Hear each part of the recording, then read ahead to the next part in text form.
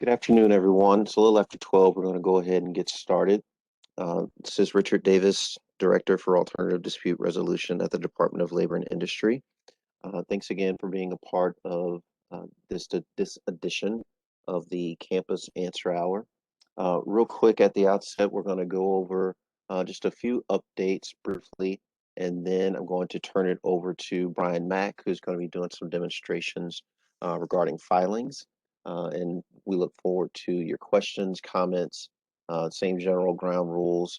As always, if you have comments, questions, thoughts, please load those into the chat because it helps us to memorialize those, and we can have it as a reference point after this is over at a point in the future. So please feel free to use the chat box as we move forward.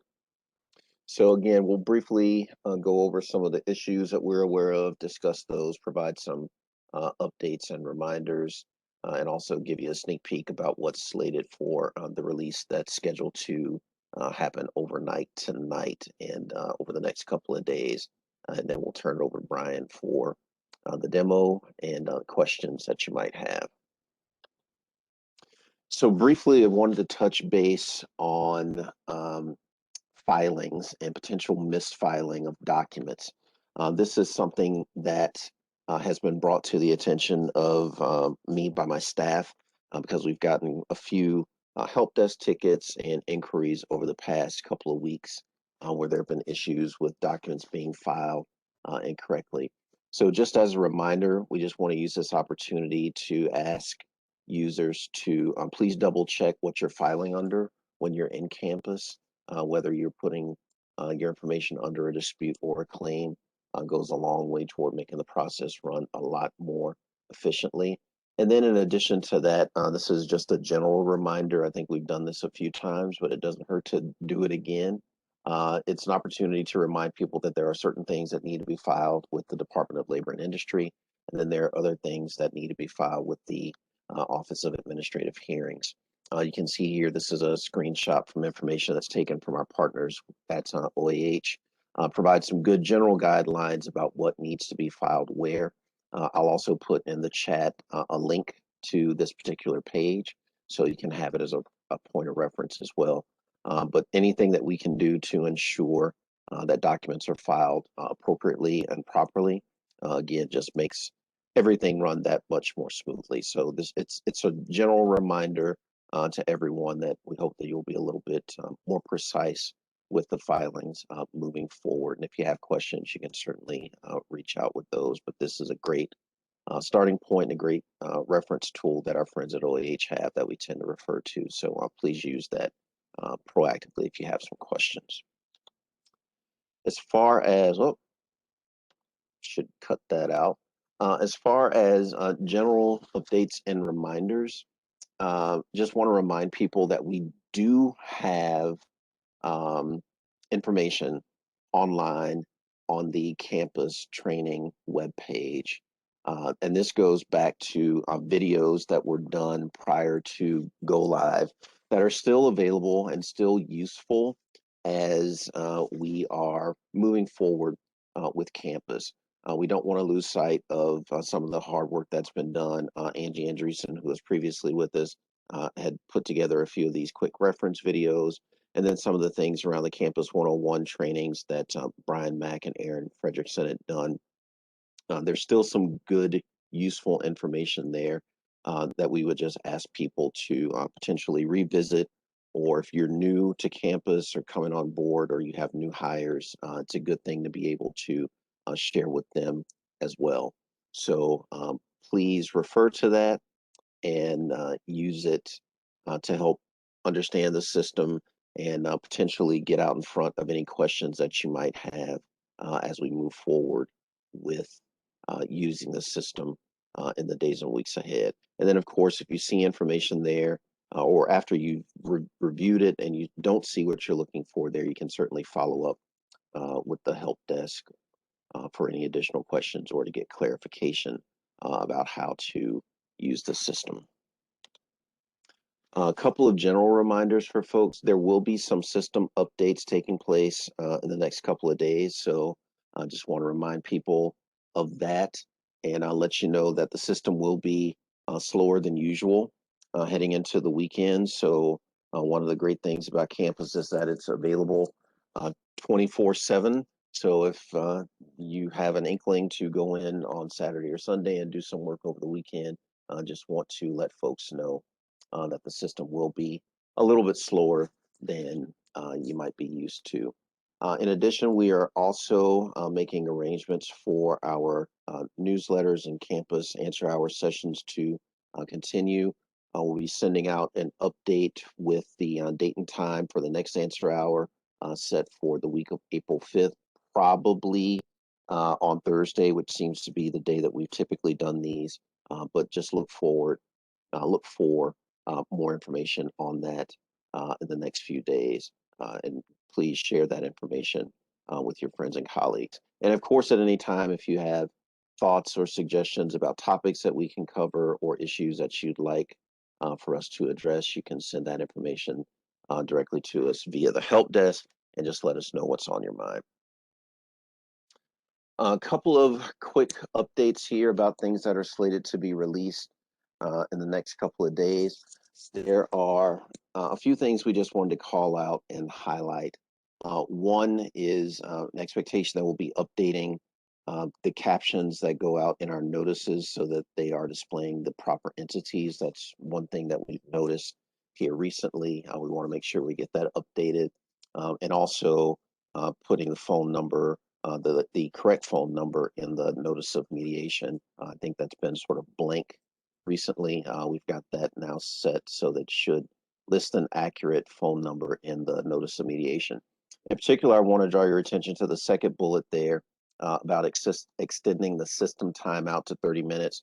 We have gotten a lot of feedback about this, and so we're excited about being able to do that. Currently, the system times out after 15 minutes, and that's now being doubled so that the system will time out after 30 minutes. So in theory, this should make it much more efficient to use it, and you don't have to continually log back in after you're sort of administratively logged out. But we're excited to be able to deliver that because we know that we had gotten quite a bit of feedback on that particular point, and we think that that's a great thing to be able to share with you. And then just as a heads up, when we do push out our newsletter, you will see additional release notes and details to flesh out the full list of things that would be of interest to you in this most recent round of updates for the system.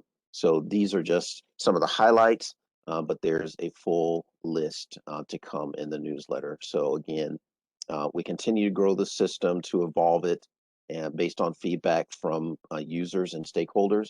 And we're excited about being able to continually update it to address some of the concerns that are raised. So if there are things that you're noticing even now, please continue to share that information with us, and hope that you can see that we're taking that information to heart and utilizing it to make the system operate more efficiently and effectively for you.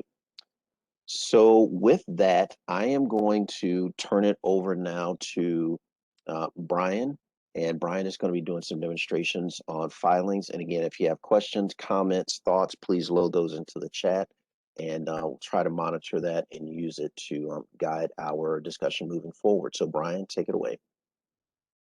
Thanks, Richard. Like Richard was saying, we really do want you guys to let us know if you're having any difficulties with the system, if you've got questions about what to do. We really do, it really does matter to us that you're able to use the system as well as it can be used. We really do want to help you. So give us a call, reach out to us here in ADR, reach out to the help desk. And if you don't hear back from us, it could be we just overlooked your message, we overlooked your ticket. Reach out again, please do. We really want to get back to you. We really want to help you. So what I want to show you a few things today would be some more tips and tricks on filing miscellaneous type forms. Everyone's getting pretty familiar with filing the RFA, the request for assistance. People are doing a good job of requesting certifications through campus and amending their RFAs. But a few other things that sometimes get people stuck are things like amendments to their response. notices to interveners, so your intervention notices, objections to motions to intervene. When people are filing MMI or IMEs, these are all done not, as you hopefully are, many people are finding out, are not through their own special campus web form, but rather these are done as just an upload of your own form. So I'm going to just go through a couple of those, or well, actually, I'm going to go through all of them for you. So first of all, if on amendments to your response, intervention notices and objections to intervention, these are all going to be filed on the dispute itself, because these three, response amendment or an amended response, notice, and objection notice, these are all going to be in the context of a dispute. So to do that, or to file these, we want to go to that dispute that they relate to. So I'm going to go to my disputes here. I'll just pick the top one here. Hopefully you guys are doing the right click, which is what I learned just a few months ago. Instead of just doing a left click, which is going to replace this entire screen, I'm going to right click on my mouse, open in a new tab, and it leaves behind what I'm doing here, and I can just toggle over to the new screen. So that is a super handy thing that I admit I didn't use myself till midway through last year. So here we are in a dispute. This is just a mock dispute. We've got our documents. We've got your request for cert.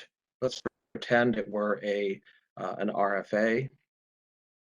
So if I want to file an intervention notice, I'm a defense lawyer or I'm a plaintiff lawyer, and I've got all my 6 intervention notices all done. I want to get them into the file. All we need to do is go to submit filing, and it's an other filing. So this is your kind of your catch-all for anything that doesn't have its own, for many things that don't have their own special web form. Click the other filing. We're going to upload our document. We'll assume it's our either an intervention notice or an objection to intervention. Take it from wherever you have it. Copy, paste, drop and drag, either way. Put 2 of them there.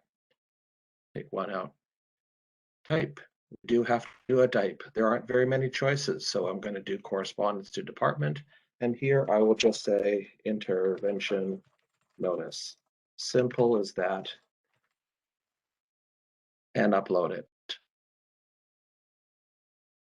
And then we're going through and just filling out a couple more pieces, and that's it. So that's what you're going to do with a notice to, your intervention notices. An objection to intervention, you're going to do it that way. Also, you'll do that if you want to do an amendment to your response. If you'll notice, when we're in this dispute and we do submit filing, you can amend your dispute. So if someone has done an RFA, they can do an amended RFA.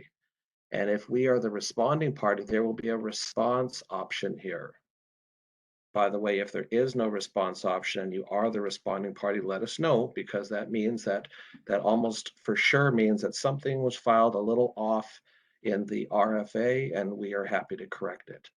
So if you want to file, though, an amended response, there isn't going to be, you can file a new amendment, or sorry, a new response, which would be here if you were the responding party. But the other thing you can do is just do your own form for an amendment. It can even be in a letter if you're just clarifying the position that you're taking, and then you can upload it to the dispute, same way through the other filing. And again, all these things that relate to the dispute, relate to the RFA, are to be filed in the same dispute. Don't file a new RFA, don't initiate a dispute if you're going to be uploading something to an existing dispute. Now, if we're back in my main screen here, so that covers amendments to responses, intervention notices, objections to intervention. Other things that we commonly see filed are MMI reports and IME reports. These, as you all know, are not part of a dispute. There might be a dispute triggered as a result of the filing, but they in themselves don't start a dispute. There's merely a filing that the insurers need to do. So if you know, so you're not going to initiate a dispute to file one of those. You're not going to do, I'll show you. we're going to go into the claim because this affects the claim itself. And remember, the claim is the injury. A dispute is the process of dispute resolution. So for claim, and we're going to do submit filing, this is where we will upload our MMI report or MMI service, IME report, and we're going to do that in other filing right here. So it's very similar to what we're doing on the intervention notices, but here, because these are not inherently part of a dispute, don't upload them on the dispute, just upload them on the claim. A couple times we've seen someone who's wanted to file an MMI report and they have initiated a dispute. Now, and that will let you upload it all right, but what you would have done then is you've basically started a new dispute that's going to move its way to an admin conference, which really isn't what you need to do. So only do the initiate dispute if you're looking for an admin conference or you're looking for a mediation or a request for cert. Stop right there before I move on, Richard, see if there's any questions that have come up in the chat. I can't see it right now. Yep, no, it's wide open. I did go ahead and I put that link to the guidance document about what needs to be filed where in the chat, so hopefully everyone can see it. But no questions as of now, Brian, so Okay. It's all yours, yep. And then a couple, so then I want to just add a couple of tips and tricks on the filing of an RFA. We're probably pretty familiar with either going into your dashboard and doing the submit filing, which would be up at the top here, and picking your RFA, or sorry, picking your claim. I'll just do that. So if I want to start my RFA, I'm going to initiate a dispute. And the one I like to do, if you have it, is to do the CL with a 025669. This is again just a mock claim.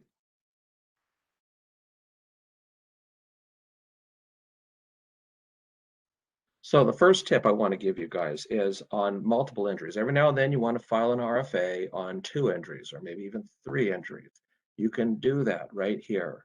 This is the claim that it will have already pulled because I was able to locate it. If there were any other claims that you have access to, then it will show right here on the related claims. So if Johnny Tester had 5 injuries and you had filed your notice of appearance on all 5 of those, you would have access to them and those would show here. If you are sure that he has a second injury and it's been reported, but you don't see it here, what's likely the case is that you just need to file a notice of appearance, notice of rep, so that you can get access to it. Once you get access, it'll show, you can click it.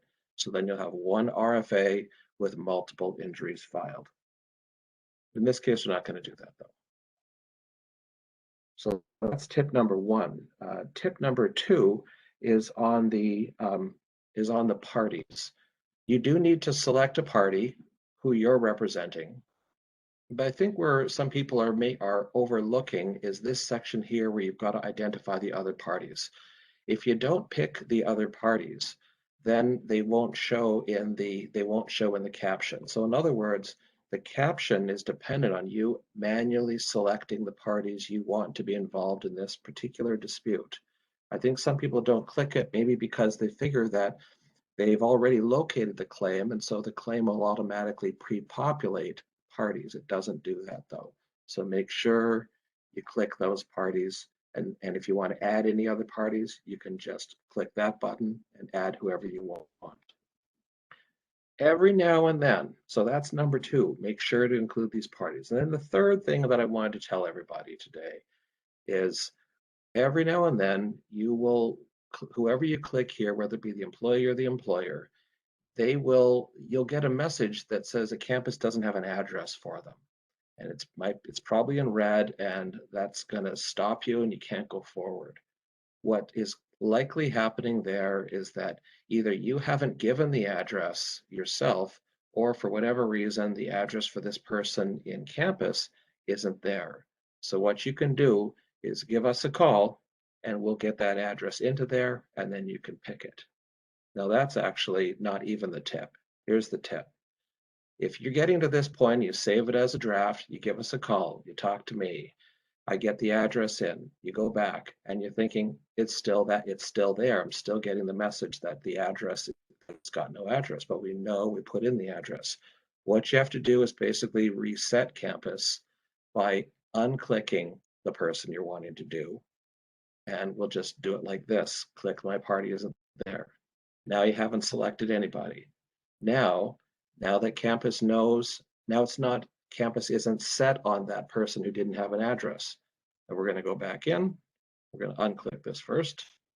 We're going to go back in, pick Johnny Tester, and by clicking him now, campus will search again for his entity page, and campus will see that we now have an address in there. It's a small little thing. It's not that complicated, but it's just one of those things that we just have to watch for. So again, if you're getting a message that you don't have an address, then just let us know. We'll get the address in, take it off, and put them back on again. Simple as that. Those are the only specific tips and tricks I wanted to offer this morning, Richard, that I had on my list. But we can, of course, as you're saying, take any questions that might come in. Yeah, thanks again, Brian. Yeah, we've got a quiet group today, so nothing as of yet. I did want to, if you don't mind, Brian, I can put you, if I can put you on the spot here. One of the things, and I skipped over it in the intro because I wanted to come back to it. Can you talk a little bit about what potentially happens if someone doesn't enter the correct information in campus, like when they're doing a search or something like that? Because we want to make sure, again, that was something that had come up previously. We discussed was making sure that people insert the right information, like if they're doing a search for filing. Could you talk a little bit about that? Yeah, if people are searching with the WID lookup, you have to be that we now have. You have to be accurate. I mean, you've got to be accurate in what you're inputting. If you have the Anderson name spelled a little off with an SEN versus an SON, it's not going to catch that. So, or rather, it will catch that, and it will say we don't have what you're looking for if you're a letter off. So watch out for that. If you're filing a dispute and you're doing the claim lookup and you've entered the last four of the social and the date of injury and the last name of the employee and it doesn't pop up anything, what it's telling you is that it's not finding an injury for you, and it invites you to enter information in about the date of injury, the nature of the injury, what happened, and who's the employer, who's the insurer, and all that. It's basically inviting you to put in information that would be on a first report of injury and it will create what we call a temporary claim shell. That's if the injury is not there according to what you've put in. So, but what we encourage you to do is instead of just moving forward to enter in that information, which does take time, and create that temporary claim shell, we encourage you to give us a call over an ADR or at the help desk and talk to us and give us an opportunity to do a check, also do a more deeper dive into it to see if maybe we can find that claim for you. Maybe the spelling was a little off, or maybe the WID you had was a digit off. And if we can find it for you, that will save some time on your end by not having to go through all the injury information. And it will be more efficient on our end to have the dispute filed under the actual claim. Perfect, thanks. We did get a couple of things in the chat. So this is from Carol. When someone goes to submit a filing and none of the options seem to apply, how do they know if an option is missing because there isn't one, or if the option is missing because something else wasn't done properly in campus? Generally, Carol, if you're going in, and we usually see this in the responses, because when people are doing the RFA, the request for assistance, it's not generally going to, it seems to stop you less than in the responses, because the responses need you to not only follow the campus rules properly, but you're constrained by how the original RFA was filed. So if there's something that you think should be there, like the other filing option isn't there, or the affidavit of service isn't letting you go forward, then it may well be something that it may well be an issue on how it was filed. Give us a call, reach out to us, and let us take a look at it with you. I talk to many people about this each day. You do a screen sharing if necessary. Our help desk can talk you through some possible oversights, but let us know. We want to help you. Excellent. And then this is from Sheila. As a staff member, when signed into campus in my own account, filing requests for assistance at the direction of an attorney and indicating during the filing which attorney I'm filing on behalf of, the final RFA document shows that it is signed by me, the staff member, rather than Right, the attorney. Is that right. right? It seems like the RFA itself should be signed by the attorney and the affidavit of service signed by the staff member. Yeah, that is something we have noticed, Sheila, that it is putting in the name of the person who's logged in, who's doing the RFA. So if you're the one logged in, it'll do it in your name. If a paralegal might be logged in as their attorney, they'll do the attorney name. We are looking at that to see if we can get an improvement to the system so it'll always show the attorney name. But at least right now, sometimes I've had some paralegals tell me that they're a little concerned, thinking they might not be able to actually do that. But don't worry, you can do that because you don't have to be a lawyer to file an RFA. You could be an injured worker, you could be a medical provider, a chiropractor, or QRC, none of whom are lawyers. So you're okay legally to let it have your name there, but again, we are looking at seeing if we can get that improved. Great. Thanks for the question and thanks for the response, Brian. And you're right, that is one of those things that we've heard from multiple parties, and we've escalated that. So we'll continue to monitor that feedback. Thank you. Carol had typed a number 3 in the chat, and I don't know if I was missing something there. I'm not sure if that was directly related to what you had mentioned earlier or not. Carol, if you maybe want to expound on that, you certainly can. Um, there's nothing else currently in Okay. the chat, so yeah, we've got a little time here. Any other? Oh, sorry, she said it was an accident. Any other thoughts or just sort of parting messages you want to leave with folks today, Brian, before we close everything down? I just want to remind people again, Richard, that we are serious, that we want to, when we say that we want to help you, we want to make this experience as easy as we can for you. And really don't hesitate to reach out to us here at DLI at whatever level we need to get your question answered at. We do want to help you.